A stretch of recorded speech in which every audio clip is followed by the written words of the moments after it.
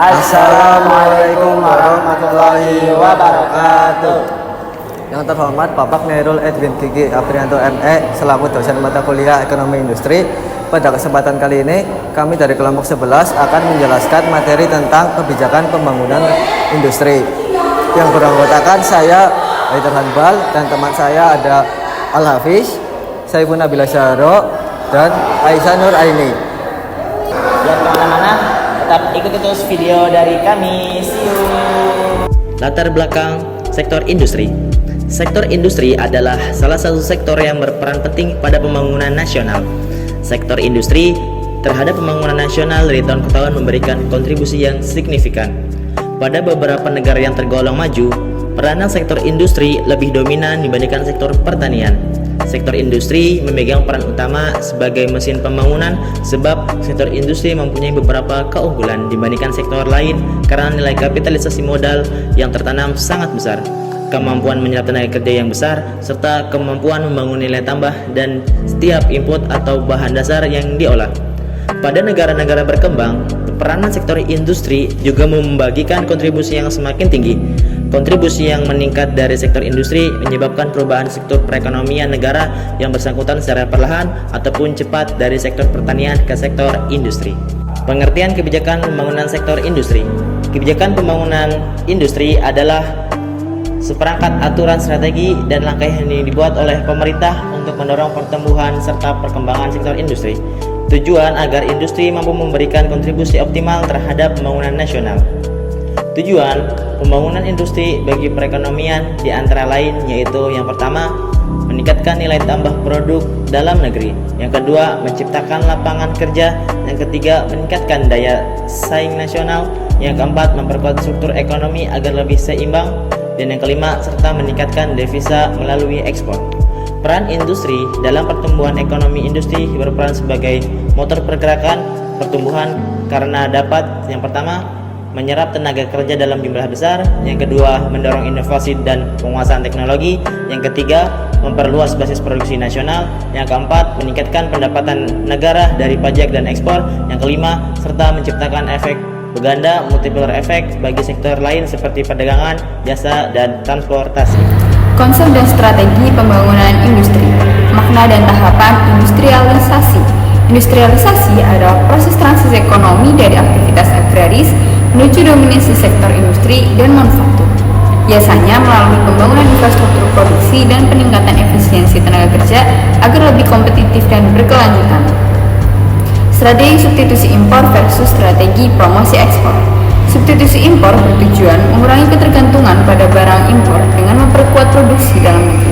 Sementara promosi ekspor berfokus pada peningkatan daya saing produk lokal di pasar internasional.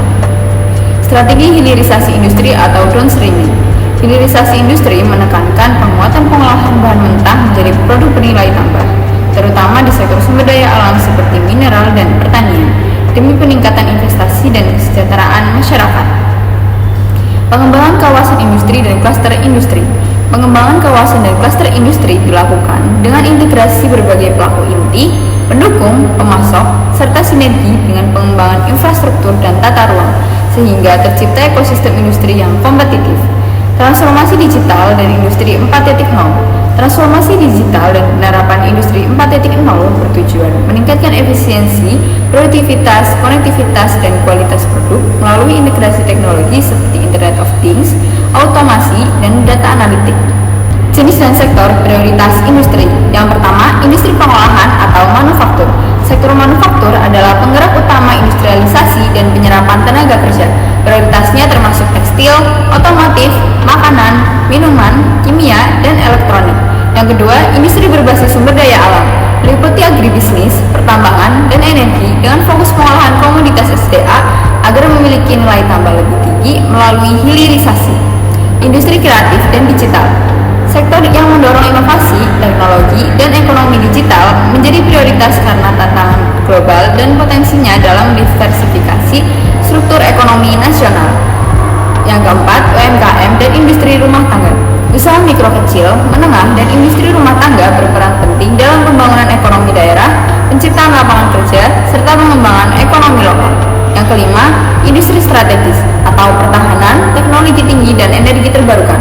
Industri ini memiliki dampak besar pada stabilitas nasional dan inovasi teknologi. Kebijakan fiskal. Kebijakan fiskal adalah kebijakan yang berkaitan dengan pendapatan dan pengeluaran negara, yang dalam konteks ini digunakan untuk mempengaruhi sektor industri. Selanjutnya ada subsidi. Subsidi pemberian bantuan keuangan oleh pemerintah kepada perusahaan atau industri tertentu. Tujuannya untuk menekankan biaya produksi, menurunkan harga produk agar terjangkau, atau mendorong produksi barang-barang strategis. Contohnya yaitu subsidi energi atau bahan baku. Selanjutnya ada insentif pajak. Insentif pajak pemerintah memberikan keringanan pajak kepada perusahaan yang melakukan kegiatan yang dianggap menguntungkan bagi negara. Yaitu contohnya ada pembebasan atau pengurangan pajak penghasilan atau PBH bagi perusahaan yang berinvestasi di daerah tertentu, melakukan riset dan pengembangan, atau menyerap banyak tenaga kerja. Selanjutnya ada bea masuk. Pajak yang dikenakan pada barang impor. Kebijakan ini dapat digunakan untuk melindungi industri dalam negeri dari persaingan produk luar yang lebih murah atau bea masuk tinggi, atau untuk mempermudah impor bahan baku yang dibutuhkan industri atau bea masuk rendah. Selanjutnya ada kebijakan moneter dan perbankan. Kebijakan ini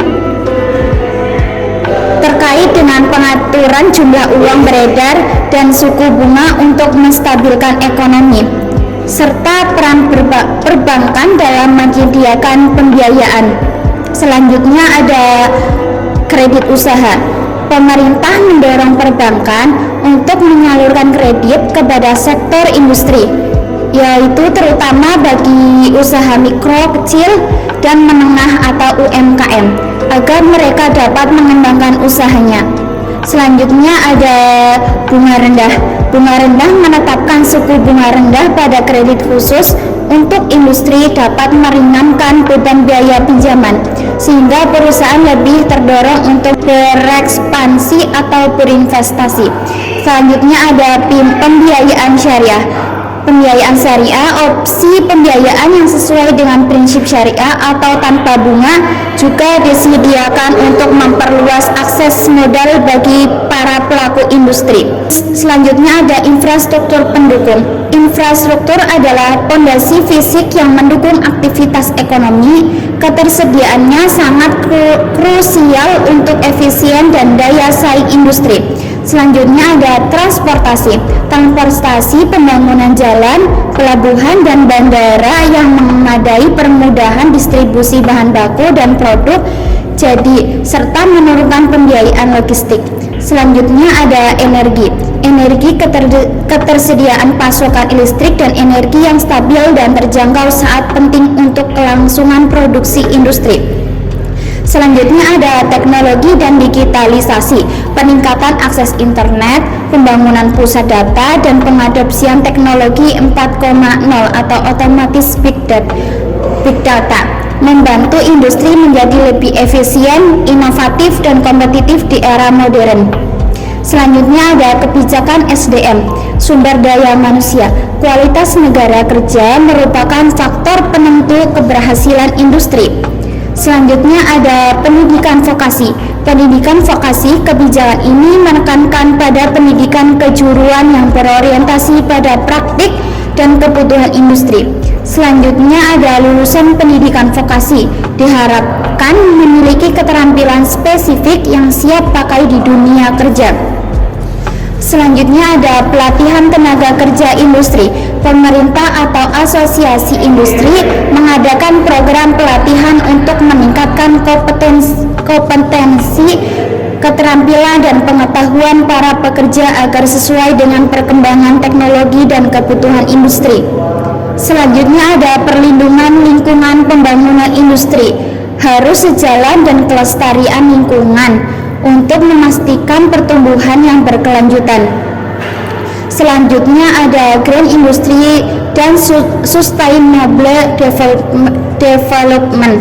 Pemerintah mendorong industri untuk menerapkan praktik ramah lingkungan, yaitu seperti menggunakan energi terbarukan dan mengurangkan limbah dan mengadopsi teknologi bersih, yang bertujuan untuk menciptakan industri yang tidak hanya untuk menguntungkan secara ekonomi, tetapi juga bertanggung jawab secara sosial dan lingkungan. Selanjutnya yaitu dampak pembangunan industri. Pembangunan industri dapat memiliki dampak yang signifikan terhadap pembangunan daerah, baik secara positif maupun negatif. Berikut adalah beberapa dampak dari pembangunan industri terhadap pembangunan daerah. Yang pertama yaitu ada dampak positif, yaitu pertumbuhan ekonomi. Pembangunan industri dapat meningkatkan pertumbuhan ekonomi dengan menciptakan lapangan kerja baru, meningkatkan pendapatan penduduk, dan mendatangkan investasi. Lalu ada pengembangan infrastruktur. Industri biasanya membutuhkan infrastruktur yang memadai seperti jalan, pelabuhan, fasilitas logistik. Hal ini mendorong pengembangan infrastruktur yang dapat menguntungkan seluruh daerah. Peningkatan pendapatan daerah. Dengan adanya aktivitas ekonomi tambahan dari industri, pemerintah daerah dapat mengumpulkan lebih banyak pendapatan melalui pajak dan pungutan lainnya. Ini ada diversifikasi ekonomi. Dengan keberagaman sektor industri menjadi lebih tahan terhadap fluktuasi ekonomi dalam sektor tertentu. Ini ada peningkatan kualitas hidup. Dengan peningkatan pendapatan dan lapangan kerja, penduduk sekitar dapat merasakan peningkatan kualitas hidup dan akses terhadap layanan dasar seperti pendidikan dan kesehatan. Yang kedua ada dampak negatif, yaitu ada polusi lingkungan. Industri dapat menciptakan polusi udara, air, dan tanah yang dapat merusak lingkungan dan kesehatan masyarakat jika tidak diatur dengan baik. Kemudian ada masalah lalu lintas. Pertumbuhan industri seringkali menyebabkan peningkatan lalu lintas dan kemacetan yang dapat mengganggu mobilitas dan mengakibatkan polusi udara. Selanjutnya ada kesenjangan sosial. Jika tidak diatur dengan baik, pembangunan industri dapat meningkatkan kesenjangan sosial antara pekerja industri dan masyarakat setempat yang tidak terlibat dalam industri tersebut. Selanjutnya adalah lahan dan air bersih. Penggunaan lahan untuk pembangunan industri dan konsumsi air yang besar oleh industri dapat mengancam sumber daya alam yang penting. Selanjutnya arah masa depan kebijakan pembangunan industri. Yang pertama ada transformasi industri ke teknologi tinggi. Fokus pada industri berbasis riset, inovasi, dan teknologi. Misalnya AI dan robotik. Mengurangi ketergantungan pada industri pada karya berteknologi rendah, mendorong hilirisasi sumber daya alam agar bernilai tambah tinggi. Yang kedua ada penguatan industri hijau dan berkelanjutan. Menerapkan prinsip green economy dan circular economy. Penerapan energi terbaru di sektor industri, misalnya seperti PLTS dan biomasa. Sertifikasi dan standar lingkungan untuk produk industri agar diterima di pasar global. Yang ketiga ada peningkatan kualitas SDM industri. Revitalisasi pendidikan vokasi dan pelatihan industri. Link and match antara dunia pendidikan dan kebutuhan industri. Pelatihan digital skill untuk menghadapi transformasi industri. Yang keempat ada penguatan industri dalam negeri dan UMKM industri. Kebijakan substitusi impor untuk komponen dan bahan baku strategis. Fasilitasi UMKM industri agar naik kelas seperti pembiayaan, teknologi, pemasaran, pembentukan kawasan industri terpadu di daerah. Demikian materi yang dapat kami sampaikan. Kami bisa memahami bahwa ekonomi industri adalah bidang studi yang penting untuk memahami bagaimana cara industri beroperasi dan bagaimana ekonomi industri dapat mempengaruhi industri. Semoga materi ini bisa berguna bagi kita semua. Cukup sekian materi dari kami. Kurang lebihnya mohon maaf. Wassalamualaikum warahmatullahi wabarakatuh.